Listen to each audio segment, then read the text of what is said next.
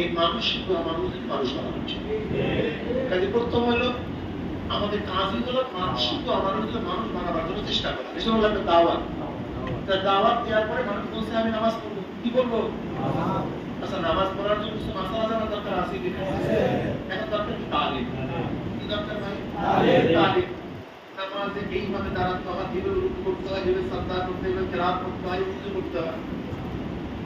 তালিম ছাড়া নামাজ পড়তে পারবে? দাওয়াতের পরে দরকার কি?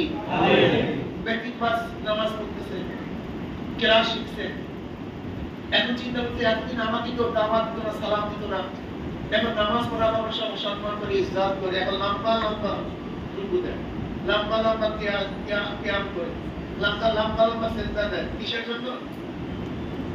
মানুষের সম্মান পাওয়ার জন্য, ইজ্জত পাওয়ার জন্য, মানুষকে দেখাবার জন্য। এখন দরকার কি? তাকে জোরে বলে লাগবে না। আমি নামাজে দাঁড়াইছি, নামাজে দাঁড়ালাম, ফাওয়াইলুল লিল মুসাল্লিন, ফাওয়াইলুল লিল মুসাল্লিন।